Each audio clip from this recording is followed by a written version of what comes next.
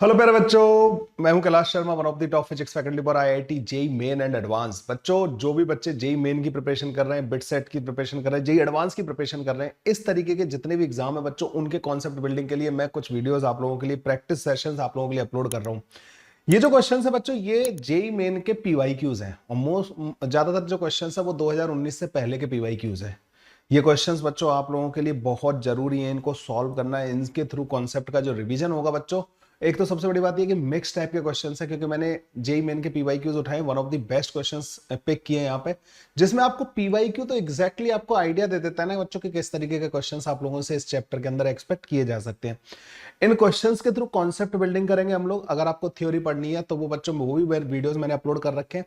कोई भी अगर आपको एडिशनल इन्फॉर्मेशन चाहिए कि हमारे कौन से कोर्सेज है, कैसे कैसे हैं, आपको डिस्क्रिप्शन जाके चेक करना है। डिस्क्रिप्शन में आपको सारी की सारी इंफॉर्मेशन मिल जाएगी कि आप थ्योरी कैसे पढ़ सकते हैं, आप और प्रैक्टिस कैसे कर सकते हैं। सो बच्चों, स्टार्ट करते हैं। इलेक्ट्रोमैग्नेटिक इंडक्शन, जिसे ईएमआई टॉपिक बोलते हैं, इसके 10 one of the best PYQs जो मैं सेलेक्ट कर पाया, वो क्वेश्चंस क्या हैं। डिस्क्रिप्शन चेक करना मत भूलिएगा बच्चों, ठीक है। बच्चों, ये हमारा पहला question. A coil of resistance 100 ohm, a current is induced by changing the magnetic flux through it as shown in the figure. The magnitude of the change in flux through the coil is, ये एक अपने आप में बहुत जबरदस्त concept है। मतलब ना कि अगर एक कॉइल के अंदर मैग्नेटिक फ्लक्स आप बदल रहे हो और उसकी वजह से जो ईएमएफ इंड्यूस होता है, उस ईएमएफ इंड्यूस होने की वजह से उस कॉइल के अंदर कितना चार्ज फ्लो करेगा बच्चों, इसका एक डायरेक्ट फॉर्मूला है बच्चों। उस फॉर्मूले के बारे में बात करते हैं, ठीक है। तो पर यहाँ पे इन्होंने हमें क्या दे रखा है बच्चों, इन्होंने करंट और टाइम का ग्राफ दे रखा है और ये मैग्नेटिक फ्लक्स का चेंज पूछ रहे हैं हमसे ना। देखो, इसमें इन्होंने बहुत इनडायरेक्टली बहुत ही प्यारा क्वेश्चन पूछा है बच्चों ने। इस क्वेश्चन की जितनी तारीफ की जाए उतना कम है। क्वेश्चन बहुत प्यारा है। ये कैसे प्यारा है क्वेश्चन बच्चों, मैं बताने वाला हूं आप लोगों को ना। सबसे पहले तो बच्चों, area under current versus time curve जो होता है, आई वर्सेस टी जो होता है बच्चों, वो हमें क्या देता है, वो हमें चार्ज देता है, जो चार्ज फ्लो किया होगा, ठीक है। ये चार्ज फ्लो का आइडिया हमें कहां से मिलेगा बच्चों, इसके एरिया अंडर दी कर्व से। कितना चार्ज फ्लो किया है बच्चों, यहाँ पे चार्ज का जो फ्लो हुआ है डेल्टा क्यू, वो इसका एरिया जो कि हाफ बच्चों, इसका बेस जो है ये 1/2 सेकेंड इंटू 10, तो ये आ जाएगा बच्चों हमारे पास जो डेल्टा क्यू की वैल्यू आ जाएगी ना बच्चों, हमारे पास डेल्टा क्यू जो चार्ज फ्लो किया है वो यहाँ पे 5/2 कूलम के बराबर चार्ज फ्लो किया है, ठीक है। क्या आपको कोई ऐसा फॉर्मूला पता है चार्ज फ्लो और फ्लक्स के चेंज को रिलेट करता हो? यस। अब उस फॉर्मूले का बच्चों मैं डेरिवेशन भी करा देता हूं। बच्चों, जब एक लूप के अंदर ईएमएफ इंड्यूस होता है ना, तो जो ईएमएफ होता है बच्चों, वो माइनस का D phi divided by d के बराबर होता है। You all know this, okay. EMF को अगर मैं आर से डिवाइड कर दूं, दोनों साइड अगर मैं आर से डिवाइड कर दूं, तो ये आ जाता है लूप के अंदर करंट। लूप के अंदर जो करंट होता है ना बच्चों, वो डेल्टा मतलब ये माइनस का 1/r d phi divided by D T के बराबर होता है। ये सही बात है, यहां तक कोई परेशानी किसी को नहीं। अगर आपको पता हो डी टी को अगर मैं दूसरी तरफ ले जाऊं बच्चों, तो इधर बनेगा आई डी टी और इधर बनेगा बच्चों माइनस का D phi divided by r. ये बनेगा नहीं बनेगा? दोनों साइड को अगर मैं इंटीग्रेट कर दूं, तो इधर आएगा बच्चों ये आई डी टी का जो इंटीग्रेशन आएगा वो चार्ज फ्लोन के बराबर आएगा। चार्ज फ्लोन जो होगा बच्चों, वो delta phi divided by are के बराबर आएगा। मैग्नीट्यूड के बारे में बात कर रहे हैं, तो माइनस का इतना ज्यादा टेंशन लेने की हमें जरूरत नहीं है। हम लोगों को करंट, वैसे तो आपको इतना सब चार्ज फ्लोन वाले कॉन्सेप्ट में जाने की जरूरत नहीं थी, लेकिन ये मोस्ट ऑफ द टाइम ये वाला क्वेश्चन पूछा जाता है। कौन सा वाला? चार्ज फ्लोन वाला। इस वजह से बच्चों मैंने इस वाले कॉन्सेप्ट को पूरा दोबारा से डिराइव किया। वैसे तो मैंने पहले भी इस कॉन्सेप्ट के बारे में बात कर रखी है बच्चों। ये हो गया हमारे पास charge flown delta phi divided by are के बराबर। आप इसको डायरेक्ट ऐसे भी कह सकते थे कि आई डी टी का जो इंटीग्रेशन है वो एरिया अंडर द कर्व के बराबर आएगा, आई वर्सेस टी कर्व के बराबर आएगा। आप इसको डायरेक्ट भी कह सकते थे, लेकिन चार्ज फ्लोन हमारे पास बच्चों 5/2 के बराबर आया है। This is equal to delta phi divided by r. R की वैल्यू यहाँ पर 100 के बराबर दे रखी है। तो बच्चों जो फ्लक्स में जो चेंज आएगा बच्चों, वो हमारे पास 250 वेबर के बराबर आ जाएगा, ठीक है। तो 250 weber will be the answer of this question बच्चों। ऐसा ही क्वेश्चन ये हमारा जेई मेन का पीवाईक्यू है बच्चों, और मेरे ख्याल से क्वेश्चन कॉन्सेप्ट बिल्डिंग में काफी मदद करेगा। दो चीजें इसमें ध्यान रखनी है। जब एक कॉइल के अंदर मैग्नेटिक फील्ड चेंज हो रहा होता है, फ्लक्स चेंज हो रहा होता है, तो उस कॉइल के अंदर जो इंड्यूस करंट आता है, उसकी वजह से जो चार्ज फ्लोन होता है ना बच्चों, उसकी वजह से करंट और टाइम का जो ग्राफ आता है, उसका जो एरिया अंडर द कर्व होता है, जिसे चार्ज फ्लोन के बराबर कहते हैं, वो बच्चों delta phi divided by are के बराबर होता है। Remember this formula, JEE Main के लिए बहुत इंपॉर्टेंट कॉन्सेप्ट है। Charge flown is equal to delta phi divide by r. लेकिन ध्यान रखना, ये मैग्नेटिक फील्ड की वजह से, मैग्नेटिक फ्लक्स की चेंज की वजह से आए हुए करंट का चार्ज फ्लो है, ठीक है। Okay, so this was our question, one question on मतलब जेई मेन पीवाई क्यू था बच्चों, जो कि एक अच्छे कॉन्सेप्ट पे था। Let's move to the next question बच्चों। पिछले वाले का जो आंसर है बच्चों सी ऑप्शन है, ठीक है। अगला क्वेश्चन बच्चों जो इस वाले जेई मेन का जो पीवाई क्यू है बच्चों हम करने वाले हैं, ये कह रहे हैं कि a small circular loop of the wire of radius a is located at the centre of a much larger circular wire loop of radius b. एक बहुत बड़ा लूप है बच्चों बी रेडियस का, उसके सेंटर पे एक छोटा सा लूप रखा हुआ है जिसका रेडियस ए के बराबर है। The two loops are in the same plane. The outer loop of radius b carries an alternating current this the emf induced in the smaller inner loop is nearly। so basically बच्चों ये क्या कह रहे हैं कि एक बहुत बड़ा लूप है, उसके सेंटर पे एक छोटा सा लूप रख दिया हमने ना, जिसकी रेडियस a के बराबर है। तो इसकी रेडियस बच्चों a के बराबर है, इस वाले की रेडियस बच्चों b के बराबर है। और इन्होंने बोला था आउटर लूप करंट कैरी कर रहा है बच्चों I equal to I naught cos omega T के बराबर। मतलब बाहर वाले का जो करंट है ना बच्चों वो वेरिएबल करंट है, ठीक है। बाहर वाले लूप में एक वेरिएबल करंट फ्लो कर रहा है। इस वेरिएबल करंट की वजह से एक मैग्नेटिक फ्लक्स होगा अंदर वाले लूप से उस, और क्योंकि बाहर वाला करंट वेरिएबल है तो अंदर वाले लूप से जो फ्लक्स होगा वो वेरिएबल आएगा। मतलब अंदर वाले में कुछ ईएमएफ इंड्यूस होगा। अंदर वाले में जो ईएमएफ इंड्यूस होगा ना बच्चों, ईएमएफ जो इंड्यूस होगा अंदर वाले में, ठीक है, अंदर वाले का लिख रहा हूं, तो बच्चों वो डी फाई अंदर वाला डिवाइडेड बाई डी टी के बराबर होगा या नहीं होगा। अंदर वाले में जितना फ्लक्स का जिस रेट से चेंज हो रहा होगा बच्चों, that divided by D T के बराबर होगा या नहीं होगा। आप बोलोगे yes sir, d phi by D T के बराबर होगा अंदर वाले में। तो फ्लक्स कैसे लिखूंगा बच्चों मैं अंदर वाले का? फ्लक्स जो होगा ना बच्चों अंदर वाले में वो B at centre into pi into a square के बराबर होगा। आप बोलोगे सर ये कैसे लिख सकता हूं? देखो बच्चों जो अंदर वाला जो लूप है ना वो बहुत छोटा लूप है, ठीक है, बहुत छोटा है।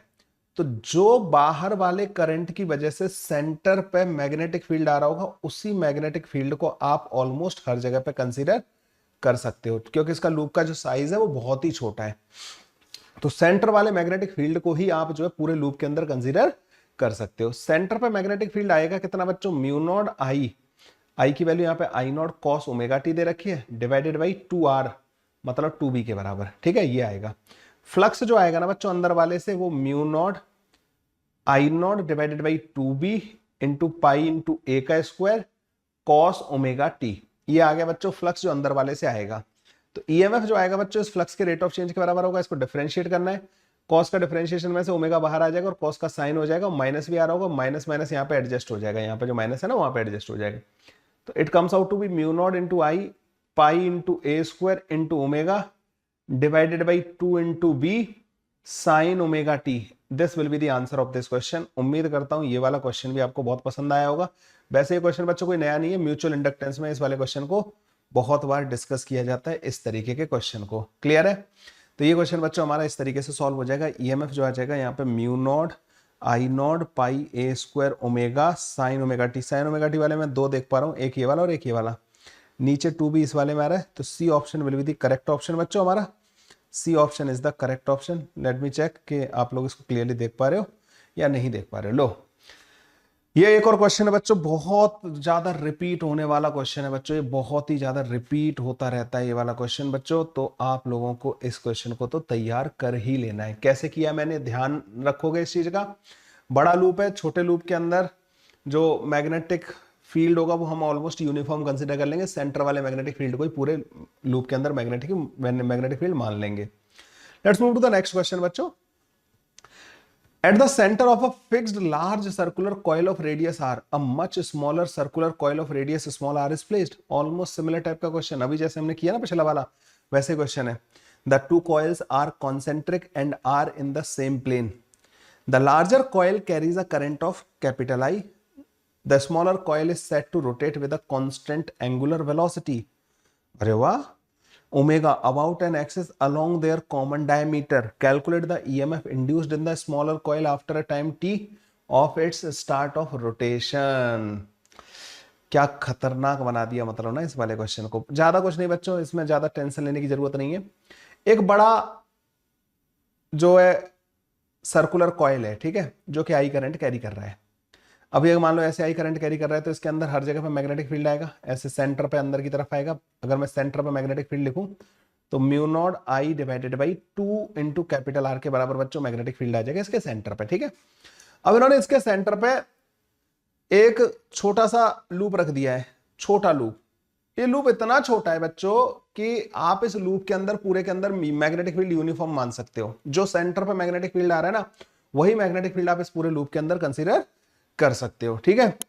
अब आप क्या कर रहे हो, स्मॉलर कॉइल को आपने रोटेट कराना स्टार्ट कर दिया अबाउट देयर कॉमन डायमीटर। मान लो ये वाला डायमीटर है ना, इसके अबाउट आपने इसको रोटेट कराना स्टार्ट कर दिया। आप लोगों ने बच्चों ये रोटेशन वाले केसेस करे होंगे तो आपको बड़े आराम से समझ में आ जाएगा। आप इसको ओमेगा एंगुलर वेलोसिटी से रोटेट कराना चालू कर दियो। अच्छा, क्योंकि ये बहुत छोटा लूप है, आप इस लूप की जगह पे almost uniform magnetic field consider कर सकते हो, जो कि सेंटर वाला मैग्नेटिक फील्ड होगा बाहर वाले करंट की वजह से। बाहर वाले लूप में जो करंट फ्लो कर रहा है ना, उसकी वजह से सेंटर पे जो मैग्नेटिक फील्ड आ रहा होगा बच्चों, उस पूरे मैग्नेटिक फील्ड को उस छोटे से रीजन में आप यूनिफॉर्म कंसीडर कर सकते हो। क्या आपको याद है कि इसमें जो फ्लक्स होगा उसे हम ऐसे बोलते हैं B into area which is pi into small R का square into cos omega T, ऐसे करके लिखा जाता है, नहीं लिखा जाता बच्चों फ्लक्स को। आप बोलोगे, अगर आप में से किसी को कंफ्यूजन हो तो मैं बता देना चाहता हूं। मान लीजिए बच्चों एक लूप है और यहां पे इस तरीके से रखा हुआ है, यहां पे मैग्नेटिक फील्ड बच्चों इस लूप के परपेंडिकुलर है इधर की तरफ, ठीक है। ऐसे करके बच्चों मैग्नेटिक इंडक्शन हमें दे रखा है, बी की वैल्यू बच्चों इधर की तरफ दे रखी है। छोटा सा लूप है ये। इसका जो एरिया वेक्टर होगा ना बच्चों, वो स्टार्टिंग में इसी की डायरेक्शन में होगा। एरिया वेक्टर, छोटे लूप के लिए हम एरिया वेक्टर डिफाइन करते हैं इस तरीके से। अब आप क्या कर रहे हो कि आप इस लूप को रोटेट करा रहे हो इस वाली एक्सिस के अबाउट, ठीक है। आप इसको ऐसे ओमेगा से रोटेट करा रहे हो। सपोज जब आप इसको ओमेगा से रोटेट कराओगे तो क्या मैं एक लूप ऐसा बना सकता हूं जिसको रोटेट कराया जा सके। चलो इसका कलर चेंज कर लेते हैं, ब्लू कलर कर देते हैं इसको, और बच्चों इसको हम थोड़ा सा कर देते हैं रोटेट। जब आप इसको रोटेट करके यहां पे लाके रखोगे ना बच्चों, तो अब जो इसका एरिया वेक्टर हो जाएगा ना, अब बच्चों वो एरिया वेक्टर जो होगा वो ऐसे आ जाएगा। इसको भी ब्लू कलर से कलर कर देते हैं, ठीक है। तो जितना लूप रोटेट किया, लूप कितना रोटेट किया, ओमेगा इंटू टी के बराबर। एरिया वेक्टर भी बच्चों ओमेगा इंटू टी के बराबर ही रोटेट करेगा। तो बच्चों अगर बी की डायरेक्शन फिक्स है तो जो फ्लक्स आएगा ना वो बी इंटू ए कॉस ओमेगा टी के बराबर आएगा। कॉस आएगा या साइन आएगा बच्चों, वो इसकी इनिशियल कंडीशन पर डिपेंड करता है, जो कि इस वाले केस में क्या दे रखी है मुझे इनिशियल कंडीशन, कि इनिशियली फ्लक्स मैक्सिमम था, क्योंकि जो दोनों लूप थे ना बच्चों वो कोप्लेनर दे रखे थे। इन्होंने बोला ना, देखो the two coil are concentric and are in same plane. दोनों सेम प्लेन में रखे थे तो मैग्नेटिक फील्ड सबसे, मतलब मैग्नेटिक फील्ड का जो फ्लक्स आ रहा होगा ना वो सबसे ज्यादा आ रहा होगा स्टार्टिंग में, इसलिए कॉस का फंक्शन आया है। अगर ये पहले परपेंडिकुलर रखे होते ना, दोनों के प्लेन परपेंडिकुलर होते, तो मैं साइन का फंक्शन लेता बच्चों यहाँ पे ना, स्टार्टिंग में फ्लक्स 0 होता। और अगर किसी और एंगल पे दे रखे होते ना बच्चों, तो बस कुछ नहीं, ज्यादा नहीं, यहाँ पे थोड़ा सा ये कॉस या साइन ये वाला फर्क पड़ जाता है।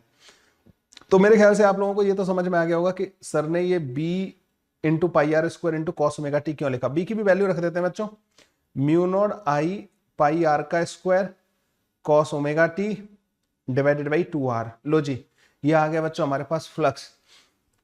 Calculate the EMF. अब ईएमएफ जो होगा बच्चों तुम्हें पता होगा, ईएमएफ इज इक्वल टू होता है माइनस का D phi divided by D t. कर दो बच्चों इसको डिफरेंशिएट, तो ईएमएफ जो आ जाएगा ना बच्चों माइनस का D phi by D T, इसको डिफरेंशिएट करो तो देखो mu not I pi R का square into omega sine omega T divided by 2r, ये आ जाएगा बच्चों हमारे पास ईएमएफ इंड्यूस जो इसके अंदर होगा। तो 2r में देख पा रहा हूँ, यहाँ पे भी है, यहाँ पे भी है, mu not I into pi R का square, mu not I into pi R का स्क्वायर। पाई मिसिंग है इन सब के अंदर से ना। क्या हमें इसका radius much smaller this mu not I divide by 2r था, ठीक है, ये सब सही किया है मैंने, ये भी सब सही किया है। मेरे ख्याल से इसमें से पाई जो है ना बच्चों ऑप्शंस में से मिसिंग हो गया है, ठीक है, ऑप्शंस में से मिसिंग हो गया। तो म्यू नॉट आई यहाँ पे दे रखा है ओमेगा आर का square sine omega T, mu not I omega R का square sine omega T, 2r दोनों में सब कुछ सेम दे रखा है, बस एक में पाई, मेरे ख्याल से यहाँ पे पाई भी दे रखा होगा, इसमें पाई नहीं दे रखा होगा, that's why D option will be the correct option. फिर भी मैं एक बार चेक कर लेता हूँ, 1 मिनट का टाइम दो मेरे को। बच्चों इसमें मेरे ऑपरेटर ने थोड़ी गलती कर दी है, यहाँ पे एक पाई था, इसमें पाई नहीं था, ठीक है, उन्होंने सेम ऑप्शन टाइप कर दिया। D option will be the correct option. हमारा जो आंसर है बच्चों that is the correct answer. क्या इन क्वेश्चंस को, क्या तुम समझ रहे हो? जेई मेन इस लेवल तक जाता है बच्चों, इस लेवल तक के क्वेश्चन पूछता है। जेई मेन के पीवाईक्यूज है, मैं अपनी तरफ से कुछ नहीं करा रहा हूँ, और ये आपकी जेई एडवांस में भी हेल्प कर रहे होंगे। इनके तो कॉन्सेप्ट बहुत शानदार शानदार है। तो जेई मेन के जो बढ़िया क्वेश्चन है बच्चों, सिर्फ उन्हीं को करा रहा हूँ जो बिल्कुल एकदम डायरेक्ट फॉर्मूला बेस्ड या डायरेक्ट मतलब इन्फॉर्मेशन बेस्ड होते हैं, उनको मैंने साइड कर रखा है। ठीक है, इन इन इन सेशन से बच्चों आप लोगों को बहुत बेनिफिट होगा। जो रेगुलर रहेगा ना, जो पूरे सारे जितने भी लेक्चर मैंने अपलोड किए उन सबको देखेगा बच्चों, उसकी ऑटोमेटिकली नॉलेज जो है बढ़ जाएगी। क्योंकि अब देख रहे हो मैं कॉन्सेप्ट भी एक्सप्लेन कर रहा होता हूँ, हर क्वेश्चन के साथ मैं टाइम स्पेंड कर रहा हूँ। You will definitely learn, you will definitely gain knowledge अगर आप इन सारे क्वेश्चंस को ढंग से करते हो तो। Let's move to the next question बच्चों। एक और जेई मेन का पीवाईक्यू हमारा ये पीवाईक्यू है बच्चों ना। A copper rod of capital M, sorry, a copper rod of mass M, दोबारा से, a copper rod of mass small m slides under gravity onto smooth parallel rail with separation small l and set at an angle theta with the horizontal. At the bottom, rails are joined by a resistance capital R. There is a uniform magnetic field B normal to the plane of the rail as shown in the figure. Okay, the terminal speed of the copper rail is. Now they are asking the terminal speed of the copper rail. सो बच्चों basically यहां पे terminal speed का क्या मतलब है। देखो बच्चों पहले देखते हैं कि यहां पे हो क्या क्या रहा होगा। देखो यहां पे एक फोर्स लग रहा होगा इधर की तरफ mg sin थीटा के बराबर, mg sin थीटा के बराबर फोर्स लग रहा होगा। इसकी स्पीड मान लीजिए vt के बराबर हो गई। बच्चों जो पावर होगी ना ग्रेविटेशनल फोर्स की, ठीक है, ग्रेविटेशनल फोर्स की जो पावर होगी, अरे जो mg sin थीटा है वो कंटिन्यूअसली क्या कर रहा होगा, mg sin theta into v के बराबर होगी या नहीं होगी। mg sin थीटा बच्चों कंटिन्यूअसली इसको एनर्जी सप्लाई कर रहा होगा, ठीक है, एनर्जी सप्लाई कर रहा है।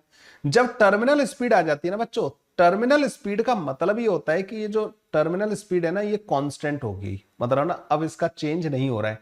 मतलब जब ये कांस्टेंट स्पीड से स्लाइड करना चालू कर देगा, तो अब ये कांस्टेंट स्पीड से बच्चों यहाँ पे स्लाइड करके आ रहा है, ठीक है, नीचे गिर रहा है। आप लोगों के इसके लिए बच्चों मेरा मैंने एक कॉन्सेप्ट वीडियो भी अपलोड किया है जिसमें मैकेनिक्स एंड ईएमआई के क्वेश्चंस हमने मिक्स किए। उसमें ये सारे के सारे कॉन्सेप्ट बच्चों मैंने एक्सप्लेन कर रखे हैं, या मेरे जो नॉर्मल जो नॉर्मल मैंने प्रैक्टिस सेशंस अपलोड किए हैं बच्चों, उसमें आपको ये मिल जाएगा। ठीक है, आप लोगों को डिस्क्रिप्शन में मिल जाएगा कि कहाँ पे आप जो है थ्योरी वाले केसेस, थ्योरी वाले वीडियोस को देख सकते हो। तो बच्चों ये जो mg sin थीटा से जो नीचे आ रहा होगा, टर्मिनल वेलोसिटी जब आ जाएगी तो मतलब इसकी स्पीड कांस्टेंट हो चुकी है, कांस्टेंट वेलोसिटी से मूव कर रहा है, इसकी काइनेटिक एनर्जी नहीं बदल रही है। टर्मिनल स्पीड आने का मतलब है कि अब काइनेटिक एनर्जी नहीं बदल रही है। तो ये जो mg sin थीटा की जो पावर है, जो पॉजिटिव पावर इसको सप्लाई कर रहा है सर्किट में जो जा रही है, जो पावर ये जो वर्क कर रहा है इसके ऊपर mg sin थीटा, ये एनर्जी कहाँ जा रही है? ये एनर्जी बच्चों यहाँ पे अब इसके अंदर एक कांस्टेंट करंट फ्लो करना चालू कर देगा। ठीक है, अब इसके अंदर इस सर्किट में कांस्टेंट करंट फ्लो कर रहा होगा। क्यों? क्योंकि इसकी स्पीड कांस्टेंट हो गई, तो जो अब ईएमएफ आएगा बीवीएल के बराबर आएगा, बीवी टर्मिनल इनटू एल के बराबर आएगा। ये ईएमएफ कांस्टेंट हो गया, ईएमएफ कांस्टेंट हो गया तो रेजिस्टेंस पूरे सर्किट का कांस्टेंट है, तो एक कांस्टेंट करंट यहाँ पे फ्लो कर रहा होगा। कांस्टेंट करंट फ्लो कर रहा होगा तो यहाँ पे कांस्टेंट रेट से एनर्जी डेसिपेट हो रही होगी। तो बच्चों जिस रेट से ये mg sin थीटा इसको एनर्जी दे रहा है रॉड को, उसी रेट से थर्मल एनर्जी यहाँ पे डेसिपेट हो रही होगी, और ये दोनों एनर्जी बच्चों बराबर हो जाएंगी। Continuously mg sin theta energy देता रहेगा, उसी रेट से यहाँ पे इलेक्ट्रिकल एनर्जी जो थर्मल में कन्वर्ट हो रही होगी ना रजिस्टर के अक्रॉस, वो एनर्जी यहाँ पे डेसिपेट होती रहेगी। अल्टीमेटली एनर्जी कंजर्वेशन का कॉन्सेप्ट है बच्चों इसमें, और कुछ नहीं है। टर्मिनल स्पीड का क्वेश्चन देने से ज्यादा आसान हो गया हमारे लिए क्वेश्चन, क्योंकि टर्मिनल स्पीड नहीं दे रखी होती ना, तो बच्चों क्या होता है, जब तक टर्मिनल स्पीड अचीव नहीं होती है ना तब तक उसकी स्पीड भी बदल रही होती है, तो जो रॉड है ना उसकी काइनेटिक एनर्जी भी बदल रही होती है। अब वो काइनेटिक एनर्जी बदलना बंद हो चुकी है, तो जो भी एनर्जी सप्लाई कर रहा होगा mg sin theta, power of gravitational force जो होगी ना बच्चों, वो पावर ऑफ रजिस्टर के अक्रॉस जो हीट जिस रेट से डेसिपेट हो रही है उन दोनों के बराबर होगी। तो बच्चों हम इसको लिख देंगे mg sin theta into v, ये बराबर होगा बच्चों किसके, इसके अक्रॉस जो रेजिस्टेंस के अक्रॉस जो पावर डेसिपेट हो रही होगी। रेजिस्टेंस के अक्रॉस पावर कितनी डेसिपेट हो रही होगी, आई स्क्वायर इंटू आर के बराबर। आई की वैल्यू कितनी होगी बच्चों, ईएमएफ होगा इसमें बी वी एल, इतना ईएमएफ होगा, ठीक है, ये इसका ईएमएफ हो गया, दैट डिवाइडेड बाई आर, इसका कर देंगे होल स्क्वायर, ये हो गया आई स्क्वायर इंटू आर, ठीक है, आई स्क्वायर इंटू आर, ये हो गई बच्चों हमारे पास पावर। अब देखो बच्चों एक भी एक यहाँ के भी से कट जाएगा, तो जो टर्मिनल स्पीड आएगी ना बच्चों, यहाँ पे टर्मिनल स्पीड जो आएगी, ये जो बचेगी, आर को हम उधर भेज देंगे, ये आ जाएगा mg r sin theta divided by B square into l square, this will be the answer. Terminal speed बच्चों हमारे पास इतनी आ जाएगी, m g r sine theta divide by B square l square के बराबर। M g r sine theta divide by B square l square, A option will be the correct option. उम्मीद करता हूँ आप लोगों को ये क्वेश्चन बहुत अच्छे से समझ में आ गया होगा। कॉन्सेप्ट पढ़ने के लिए एक बार डिस्क्रिप्शन में पढ़ लेना कि कहाँ पे आपको इसका मतलब कॉन्सेप्ट मिलेगा। अगर नहीं मेंशन कर पाऊंगा तो मुझे कमेंट करके बता देना, ठीक है बच्चों। ये हो गया बच्चों एक और बहुत बेहतरीन क्वेश्चन जो कि जेईई मेन का पीवाईक्यू है। Okay, let's move to the next question. A coil of cross section area A having n turn is placed in a uniform magnetic field B. When it is rotated with an angular velocity omega, the maximum EMF induced in the coil will be. ऐसे आपने देखा कि हमने repeatedly इस तरीके के question किए हैं आज तो, ठीक है। तो जब आप कॉइल को इस तरीके से रोटेट करा रहे होते हैं ना बच्चों, इस वीडियो में तो मतलब काफी सारे इस कॉन्सेप्ट में हमने क्वेश्चन कर लिए, ठीक है। मान लीजिए मैग्नेटिक फील्ड यहाँ पे ऊपर की तरफ दे रखा है, सपोज कर लो, क्योंकि उन्होंने कुछ मेंशन नहीं किया है कि किधर की तरफ है, ठीक है। मैग्नेटिक फील्ड जो है, मैग्नेटिक फील्ड ऐसे मान लेते हैं बच्चों। तो जो इस कॉइल के अंदर से जो फ्लक्स आएगा ना, नंबर ऑफ टर्न जो कि इन्होंने स्मॉल एन के बराबर दे रखा है, number of turn small n हो गया, इंटू पाई इंटू मतलब इसका एरिया बच्चों ए के बराबर दे रखा है, तो number of turn into area into B into cos omega t या साइन ओमेगा टी, ऐसे लिख लो इसको, ठीक है। ये आएगा बच्चों इसके अंदर फ्लक्स एन बी ए कॉस ओमेगा टी के बराबर, यही होता है ना फ्लक्स भाई। बी इंटू ए इसका फ्लक्स होता है, लेकिन ये क्या है, इसका एरिया वेक्टर बी के साथ रोटेट करता जा रहा है ओमेगा के रेट से, तो वो कॉस ओमेगा टी वाला फैक्टर आएगा, ठीक है। जब ओमेगा से आप रोटेट करा रहे हो ना इसको, तो ये आ जाएगा। तो ईएमएफ कितना आ जाएगा बच्चों, ईएमएफ होता है माइनस का D five by D T के बराबर, ठीक है, माइनस का D five by D T के बराबर। तो ईएमएफ आ जाएगा बच्चों माइनस का मतलब N B A omega into sine omega T के बराबर। वैसे भी कॉस या साइन से कोई फर्क नहीं पड़ेगा, they are asking the maximum EMF. ये एन बी ए ओमेगा की वैल्यू पूछ रहे हैं हमसे ना, तो n B A omega will be the answer of this question. तो a coil of cross sectional area A having n turn is placed in a uniform magnetic field B. When it is rotated with an angular velocity of omega, the maximum EMF induced in the coil will be. NBA omega, यहाँ पे बच्चों एक omega भी होगा और इसका answer मेरे ख्याल से बी ऑप्शन ही आ रहा होगा। यहाँ पे एक ओमेगा मिसिंग था बच्चों, B option will be the correct option. Okay, answer will be this, NBA omega के बराबर हमारे पास इसका आंसर आ जाएगा। तो ये कॉन्सेप्ट बच्चों मैं मल्टीपल टाइम रिपीट कर चुका हूँ, इसलिए मैं इस पर और ज्यादा टाइम नहीं दे रहा हूँ। अगले क्वेश्चन पे आते हैं बच्चों, एक इंडक्टर का क्वेश्चन आ गया यहाँ पे। The self induced EMF of a coil is 25 volt, self induced EMF when the current in it changes at a uniform rate 10 ampere to 25 ampere in 1 second, the change in the energy of the inductance is. देखो बच्चों, inductor के अंदर जो energy होती है ना, पहले तो उसके बारे में बात कर लेते हैं। यू रिमेंबर इंडक्टर के अंदर energy half L I square के बराबर होती है, ठीक है। जो चेंज इन एनर्जी होगा ना बच्चों, डेल्टा एनर्जी जो होगा है ना, वो बच्चों basically half L I final का स्क्वायर माइनस का आई इनिशियल के स्क्वायर के बराबर होगा, ठीक है। मुझे आई फाइनल पता है, आई इनिशियल पता है, मुझे एल की वैल्यू नहीं पता। L D I by D T जो होता है ना बच्चों, वो बेसिकली ईएमएफ के बराबर होता है, okay, D I by D T. लेकिन इन्होंने यहां पे क्या दे रखा है हमें, delta I by delta T दे रखा है। जब बच्चों करंट कांस्टेंट रेट से चेंज हो रहा है ना, तो उसका D I by D T और उसका एवरेज रेट ऑफ चेंज दोनों बराबर आते हैं बच्चों। ये delta I by delta T बराबर हो जाएगा D I by D T के इंस्टेंटेनियस रेट, और instantaneous rate of change of current और average rate of change of current बराबर हो जाएंगे, क्योंकि करंट जो है ना यूनिफॉर्म रेट से 1 सेकंड के अंदर 10 एम्पियर से 25 एम्पियर हो जा रहा है। मतलब ये देखो, यूनिफॉर्म रेट का मतलब होता है कि करंट ऐसे, करंट और टाइम का अगर तुम ग्राफ बनाओगे ना बच्चों, यूनिफॉर्म रेट का क्या मतलब है, यूनिफॉर्म स्लोप है ना। तो यूनिफॉर्म स्लोप हो गई, तो यहाँ पे 10 एम्पियर से वो 25 एम्पियर हो रहा है, कितने टाइम के अंदर, 1 सेकंड के अंदर, ठीक है। वो 25 एम्पियर हो रहा है करंट। तो आप एक बात बताओ, इसका जो एवरेज आएगा और इसका जो इंस्टेंटेनियस रेट ऑफ चेंज आएगा बराबर आएगा, स्ट्रेट लाइन में ये खास बात होती है। तो बच्चों हम क्या करेंगे कि हम ईएमएफ को इस केस के लिए, सिर्फ इस वाले केस के लिए ना, L D I delta I by delta T के बराबर भी कर देंगे, क्योंकि दे आर नॉट इंटरेस्टेड। देखो बच्चों, अगर ये यूनिफॉर्म रेट से नहीं हो रहा होता ना काम, तो फिर हम इन दोनों को बराबर नहीं कर पाते, क्योंकि फिर तो एवरेज रेट और इंस्टेंटेनियस रेट अलग अलग आते हैं ना, और शायद किसी एक आध जगह पे बराबर भी हो रहे होते। तो ये कॉन्सेप्ट बच्चों वैसे तो है तो बहुत दमदार। तो 25 is equal to L delta I कितना हुआ है बच्चों, 15 एम्पियर का चेंज हुआ है 1 सेकंड के अंदर। तो एल की वैल्यू बच्चों हमारे पास 5/3 के बराबर आ जाएगी, जिसको ले जाके हम यहाँ पे पुट कर देंगे। तो यहाँ पे जो डेल्टा एनर्जी जो आएगा ना वो आ जाएगा हाफ। एल की वैल्यू कितनी दे रखी है बच्चों यहाँ पे, ये 5/3 के बराबर इंटू आई फाइनल का स्क्वायर माइनस का इनिशियल का स्क्वायर, 25 का स्क्वायर, ये 25 का स्क्वायर माइनस का 10 का square.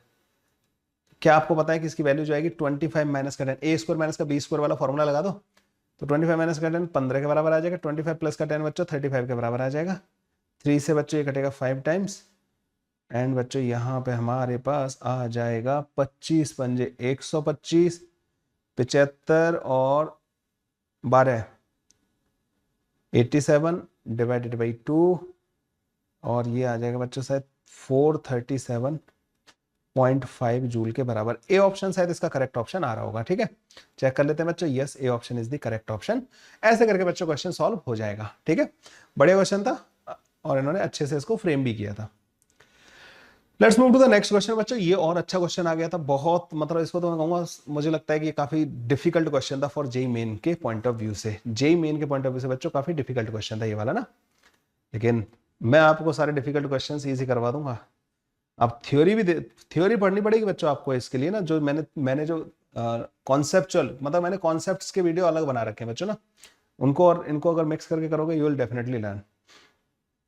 Okay, there are two long coaxial solenoid of same length L. The inner and the outer coil have the radius R1 and R2 and the number of turn per unit length N1 and N2 respectively. The ratio of the mutual inductance to the self inductance of the inner coil is. तो मैंने एक concept upload कर रखा है बच्चों mutual inductance का। ठीक है, उसमें मैंने डेरिवेशन किया है कि अगर R1 रेडियस का और एक R2 रेडियस का सेम लेंथ के अगर दो कॉइल हैं ओवरलैप कर रहे हैं प्रॉपर्ली, तो उनका जो म्यूचुअल इंडक्टेंस होता है ना बच्चों वो mu naught N1 into N2 pi R1 into R2, mu naught N1 into N2 pi R1 into R2 that into L इसके बराबर होता है बच्चों ना। ठीक है, mu naught N1 into N2 pi R1। अच्छा एक काम करते हैं, इतना टाइम ही क्या मतलब ना, इतना कोई बड़ी बात नहीं है, इसको 2 मिनट में डेराइव भी कर लेते हैं। देखो बच्चों ये इस तरीके से सोलेनॉइड है बच्चों ना, ये अंदर की तरफ जा रहे हैं। ठीक है, अंदर की तरफ। ओके, हाँ 2 मिनट का काम है यार, इतना क्या फॉर्मूले को लेकर टेंशन में आना। ठीक है, ये 2 है बच्चों ना, मान लेता हूँ मैं इसमें करंट मान लेता हूँ, इसकी वजह से मुझे म्यूचुअल इंडक्टेंस लिखना है इसके अंदर। ठीक है, मैंने इसमें आई करंट मान लिया। आपको पता है बच्चों इसके अंदर पूरे के अंदर फ्लक्स मैग्नेटिक फील्ड आएगा इस पूरे बड़े वाले सोलेनॉइड के अंदर। तो अंदर वाले से फ्लक्स कितना जा रहा होगा, अंदर वाले से जो फ्लक्स जा रहा होगा म्यू नॉट N2I, ये तो होगा मैग्नेटिक फील्ड बाहर वाले की वजह से। ठीक है, आउटर वाले में हमने N2 बोला है, म्यू नॉट N2 इंटू आई। अंदर वाले के एक टर्न से जो फ्लक्स जा रहा होगा ना वो जा रहा होगा बच्चों पाई R1 का स्क्वायर।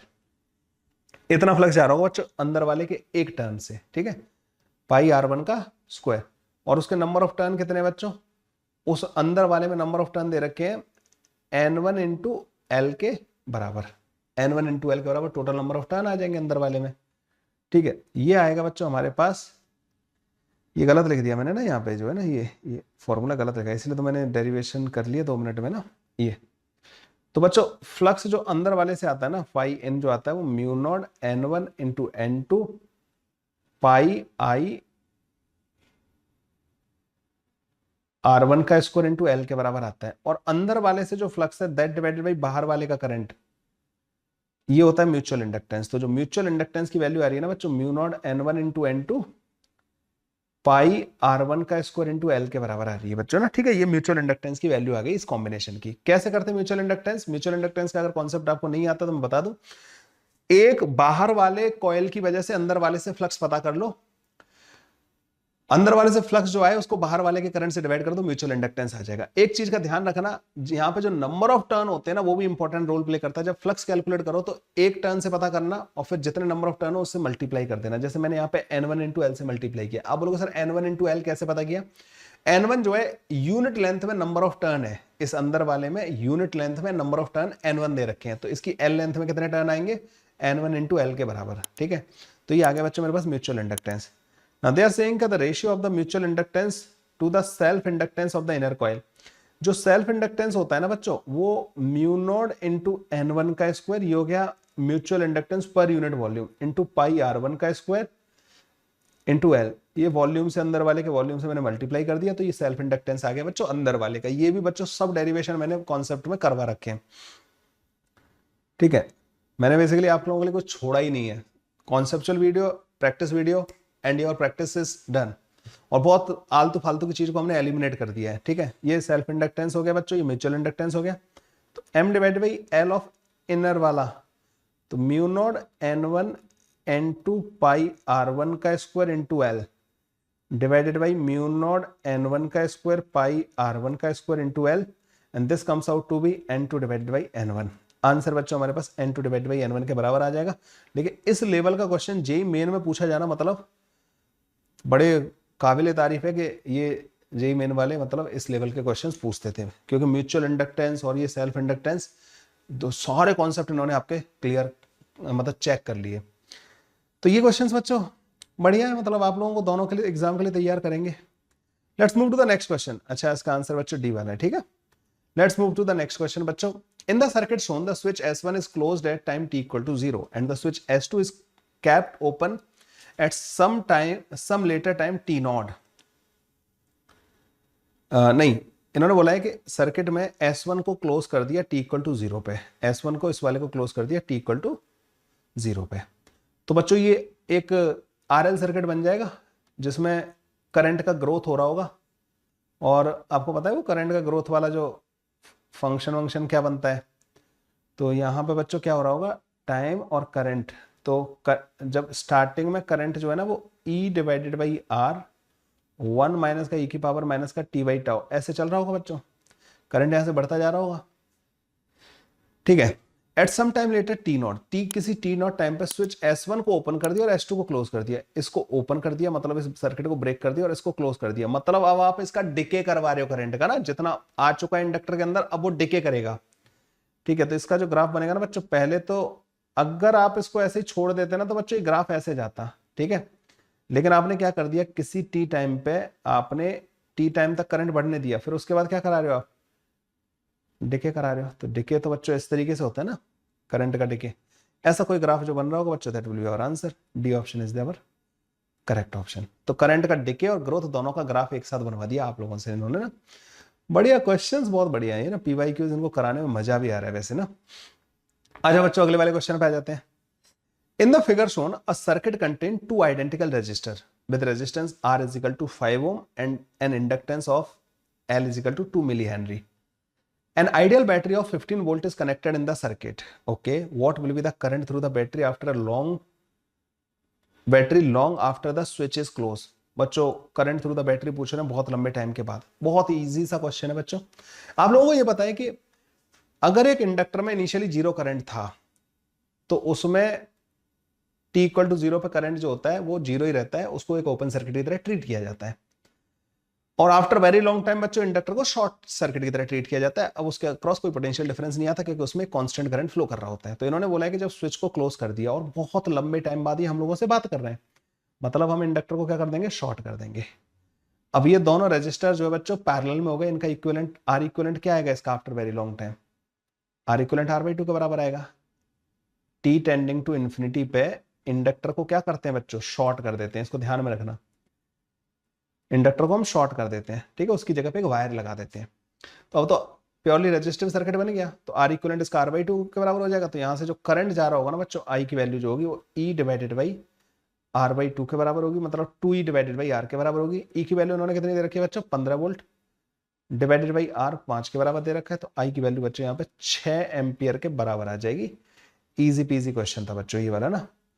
लेकिन आपको ध्यान रखना है बच्चों, t इक्वल टू 0 पे सर अगर आपसे t इक्वल टू 0 पे पूछा होता तो आप इसको ओपन कर दोगे, करंट बच्चों सिर्फ बाहर बाहर वाले में फ्लो कर रहा होगा, इसमें t इक्वल टू 0 पे करंट फ्लो नहीं कर रहा होगा, है ना। ये सारे कॉन्सेप्ट बच्चों मैंने कवर कर रखे हैं। तो बाहर बाहर वाले में करंट फ्लो कर रहा होगा, 15/R के बराबर आ जाएगा, मतलब 15/5 के बराबर 3 एम्पियर के बराबर करंट आ जाएगा स्टार्टिंग में। बाद में बच्चों 6 एम्पियर के बराबर हो जाएगा करंट ना, पहले 3 एम्पियर के बराबर आ जाएगा। और किसी टी टाइम पे पूछा होता बच्चों, तो किसी भी टी टाइम पे पूछा होता तो करंट का बच्चों पता है क्या आता, करंट आई इक्वल टू, मतलब टी टाइम पे इस इंडक्टर में पूछा होता, मान लो इसको आई नॉट बोल, स्मॉल आई बोल रहा हूँ, ठीक है, तो अगर आपसे स्मॉल आई की वैल्यू किसी टी टाइम पे पूछी होती है ना, तो मेरे पास एक ट्रिक है बच्चों डायरेक्ट बताने की, ये कॉन्सेप्ट मैंने एक्सप्लेन कर रखा है, ठीक है। और एक एडवांस का क्वेश्चन भी कर रखा है जो कि मेरे एडवांस वाले चैनल पे मिलेगा आपको ना, एडवांस वाला जो यूट्यूब चैनल है ना, जहाँ पे मैं जी एडवांस के क्वेश्चन अपलोड करता हूँ, वहाँ पे मिल जाएगा आपको ना। तो जो स्मॉल आई आएगा ना बच्चों, वो हमारे पास इन्फिनिटी पे करंट कितना है इससे, तो 6 एम्पियर का यहाँ से करंट जा रहा है, तो 3 एम्पियर, तो 3 1 माइनस का ई की पावर माइनस का टी बाई टाउ, और टाउ जो होगा ना बच्चों बेसिकली वो एल अपॉन आर के बराबर ही आ जाएगा इसमें ना, आर इफेक्टिव की वैल्यू भी आर के बराबर आ जाएगी। देखना बच्चों इसको मैंने कैसे डिराइव किया, आप या तो इसको इंटीग्रेशन से करके देखना, वैसे इसकी जरूरत नहीं है, जेई मेन में मतलब इतना इस लेवल का क्वेश्चन आना is quite impossible. Okay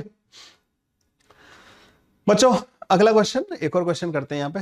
a 20 Henry inductor coil is connected to a 10 ohm resistance in series as shown in the figure.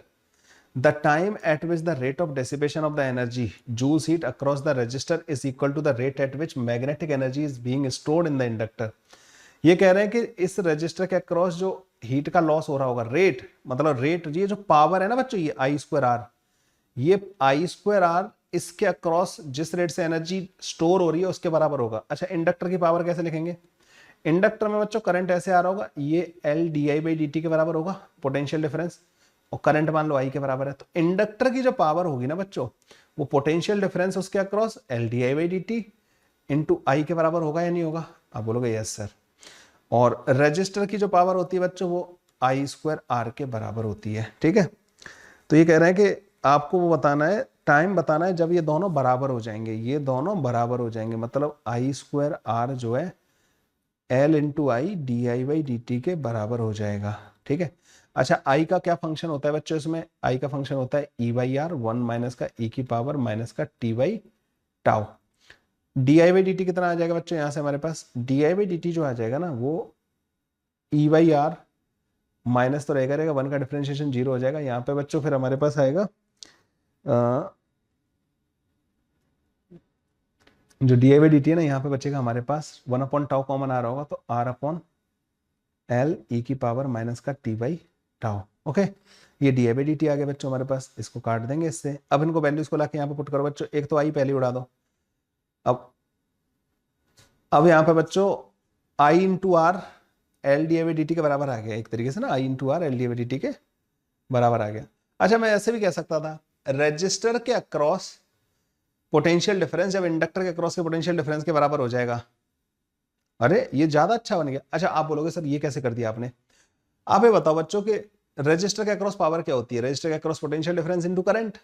Inductor के अक्रॉस पावर क्या होती है, इंडक्टर के across potential difference into current. Current तो दोनों में same flow कर रहा है, मतलब जब रजिस्टर के अक्रॉस पोटेंशियल डिफरेंस जब इंडक्टर के अक्रॉस वाले पोटेंशियल डिफरेंस के बराबर हो जाएगा, उसी टाइम पे ये कंडीशन होल्ड कर रही होगी, दोनों की पावर बराबर हो रही होगी, है ना। खैर वो यहां से भी आ गया है, तो बच्चों इसको पुट कर देंगे, यहाँ पे बचेगा बच्चों ई आई इंटू आर की वैल्यू होगी ई 1 माइनस का ई की पावर माइनस का टी बाई टाउ, और ये बनेगा बच्चों हमारे पास L D I by D T जो बनेगा ना, ये L into D I by D T जो बनेगा ना, ये बनेगा बच्चों हमारे पास।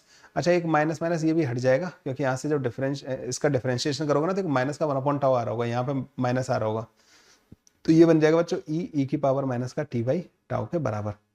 ये जो ई को भी उड़ा देते हैं बच्चों, इसको इधर ले आते हैं बच्चों, ई की पावर माइनस का टी बाई टाउ जो होगा ना बच्चों, वो हमारे पास 1 अपॉन 2 के बराबर बन जाएगा, क्योंकि यहाँ पे 2 बन रहा होगा ना, उसको इधर भेज देंगे। अब लॉग ले लो बच्चों, माइनस का T by tau l n 1 upon 2 के बराबर बन रहा होगा। इस एल एन 1 अपॉन 2 को माइनस का एल एन 2 रख सकता हूं, तो टी की वैल्यू जो आ जाएगी वो टाउ एल एन 2 के बराबर आ जाएगी।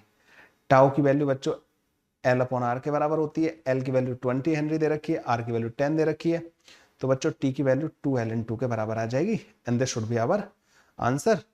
2ln2 कौन से वाले ऑप्शन में दे रखा है बच्चों, हमारे पास सी ऑप्शन में दे रखा है, देख लेते हैं, C option is the correct option. क्या आप देख पा रहे हो, अच्छा कुछ भी हाइड नहीं हुआ। इस तरीके से बच्चों ये वाले क्वेश्चन हमारे हो जाएंगे।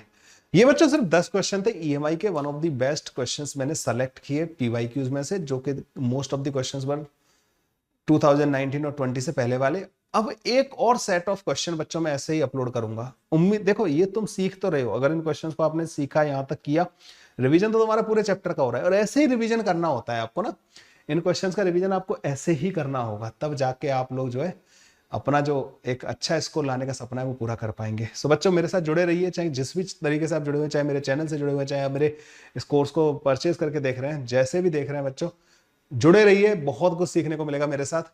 बड़े ही पेशेंस के साथ बच्चों one of the best content मैं आप लोगों के लिए अपलोड करता जा रहा हूँ ऑन रेगुलर बेसिस। मिलते हैं बच्चों नेक्स्ट वीडियो में। Bye bye, take care, thank you.